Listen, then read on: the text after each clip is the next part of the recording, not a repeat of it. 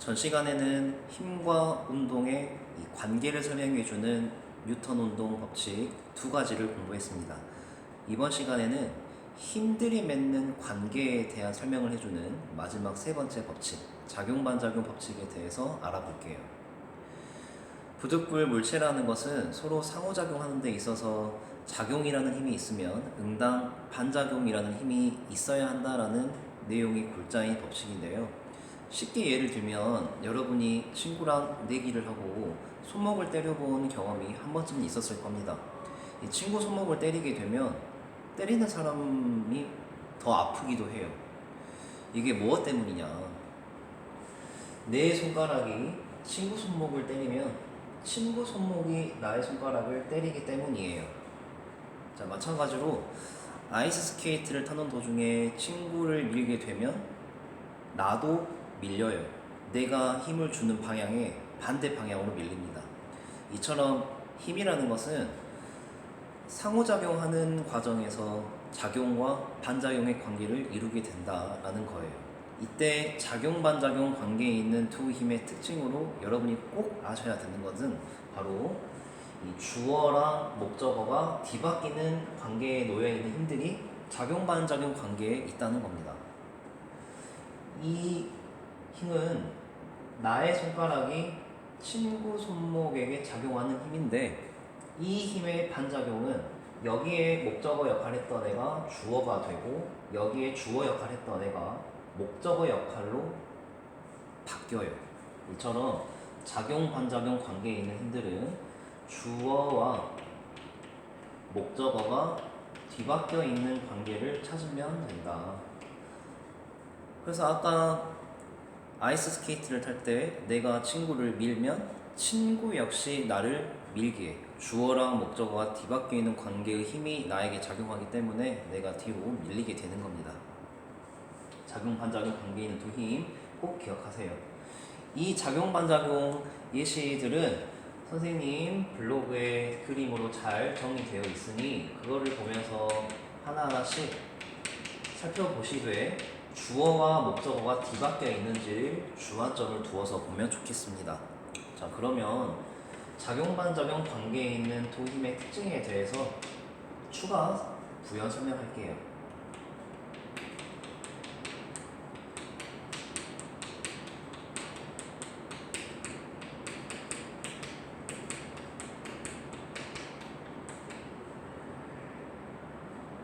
A라는 물체와 B라는 물체가 있는데 A가 B를 이렇게 당기고 있다고 합시다. A가 B에게 작용하는 힘이 있으면 작용-반작용 법칙에 따라 B가 A에게 작용하는 주어와 목적어가 뒤바뀌어 있는 힘이 작용을 하는데 이때 두 힘은 크기가 똑같아요. 그리고 방향이 반대입니다. 작용-반작용 관계에 있는 두 힘은 크기가 같고 방향이 반대라는 거 꼭 기억하세요. 그리고 추가로 이 작용-반작용 관계에 있는 두 힘은 서로 다른 물체에게 작용합니다.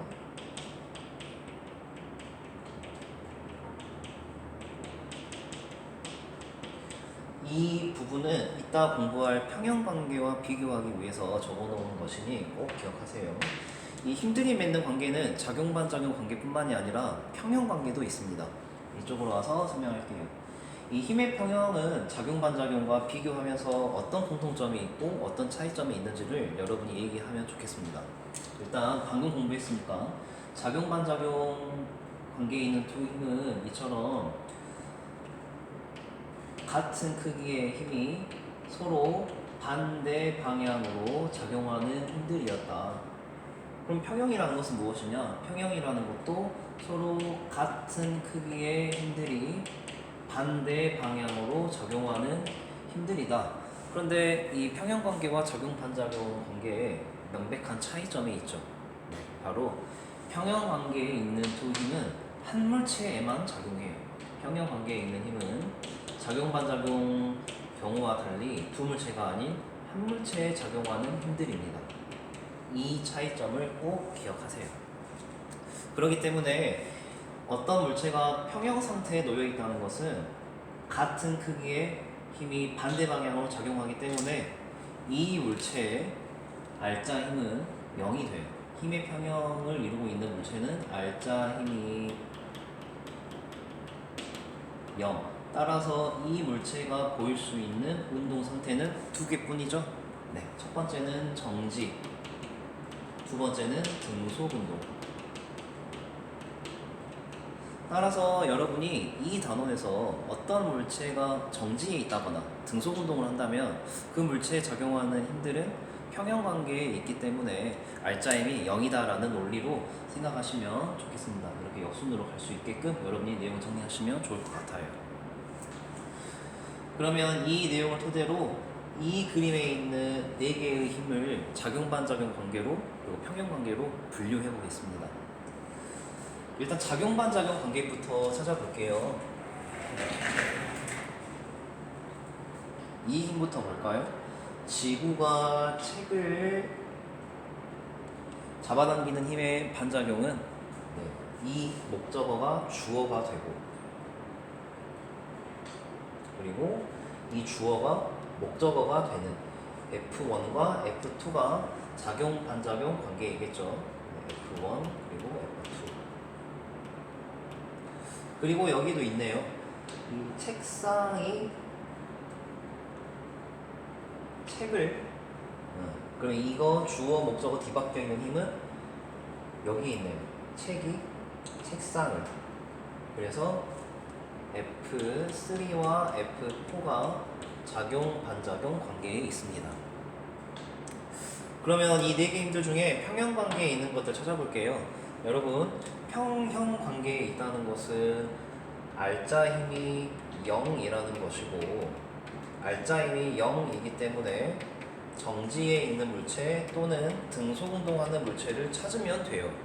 이 상황에서 물체 등속 운동하는 애는 없고 정지에 있는 애는 있죠. 그 첫 번째가 바로 책이 있네요. 책이 정지에 있기 때문에 책에 작용하는 힘들은 평형 관계에 있습니다. 자, 보세요. 자, 한 물체에 작용하는 힘들, 책이라는 물체에 작용하는 힘은 F4와 F2밖에 없네요. 그래서 여기에서는 F4와 F2가 또 반대 방향의 힘이고, 책이 정지에 있으려면 알짜 힘이 0이 되어야 하기 때문에 두 힘의 크기는 같아야 합니다. 즉 F2와 F4가 책에 작용하는 힘들 평형 관계예요. 책 말고도 책상도 정지에 있죠. 네, 그럼 책상에 작용하는 힘들을 정의해 볼게요. 일단 여기 상황에서는 책상에 작용하는 힘이 이 하나만 있거든요. 그러면 책상에 작용하는 힘들 다른 것들도 추가해 보겠습니다. 자, 주황색으로. 일단 책이 책상을 누르는 힘 이외에도 책상에게 작용하는 힘은 지구의 중력이 있겠죠. 자, 여기 F5라고 할게요. 이거는 지구가 책상을 당기는 중력이 있을 것이고, 여기 보시면 책상에게 작용하는 힘이 여러분 다 아랫방향이에요.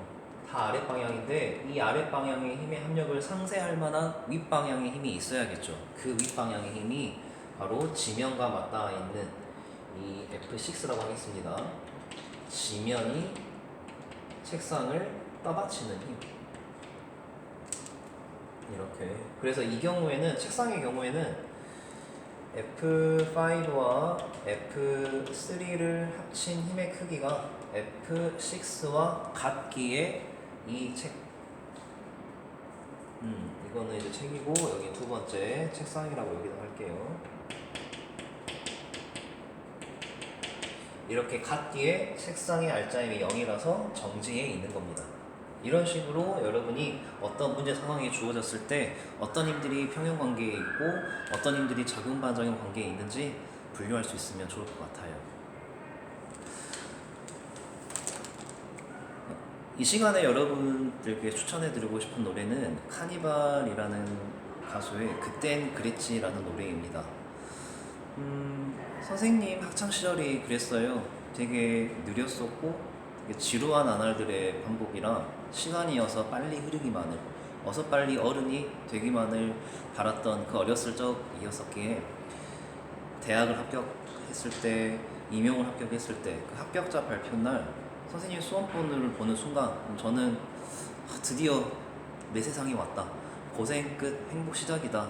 즐거움만 가득할 거라고 생각했었는데요. 막상 살아보니 그 즐거웠던 순간은 굉장히 찰나였고 그 즐거웠던 순간이 무색하게도 괴롭고 고통스러웠던 날도 굉장히 많았다. 사실 나를 즐겁게 하는 게 그만큼 고통스럽게도 할 수 있다라는 그 삶의 역설은 연애를 하면서 많이 깨달았던 것 같아요.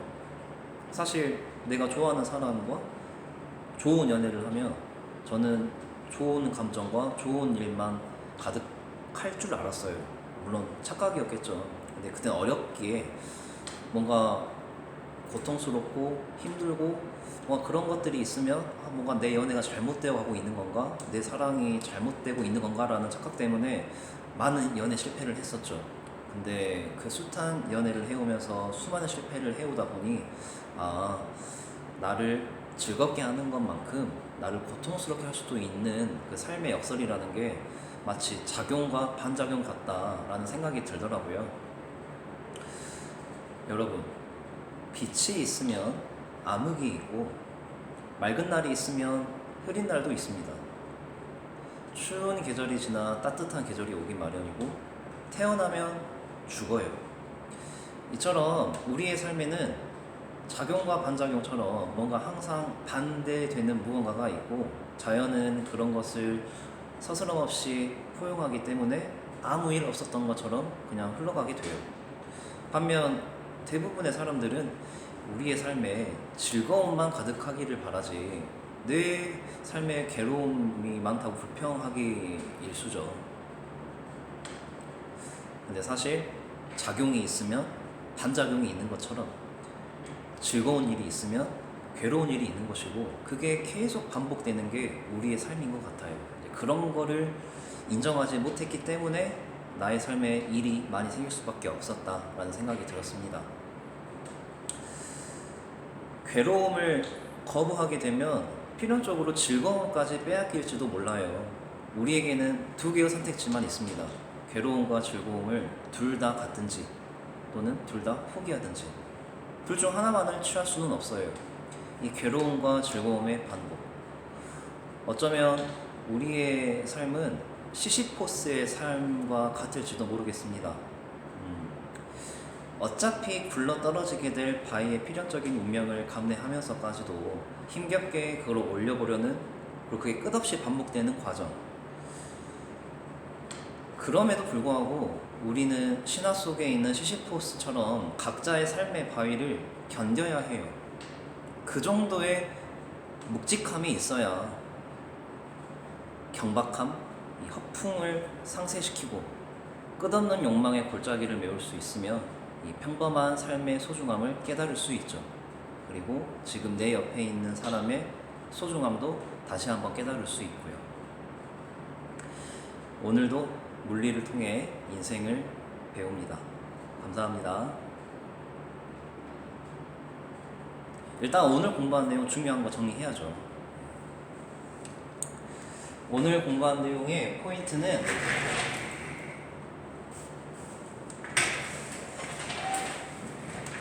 작용-반작용 관계에 있는 두 힘의 특징은 주어와 목적어가 뒤바뀌어 있는 관계에 있다.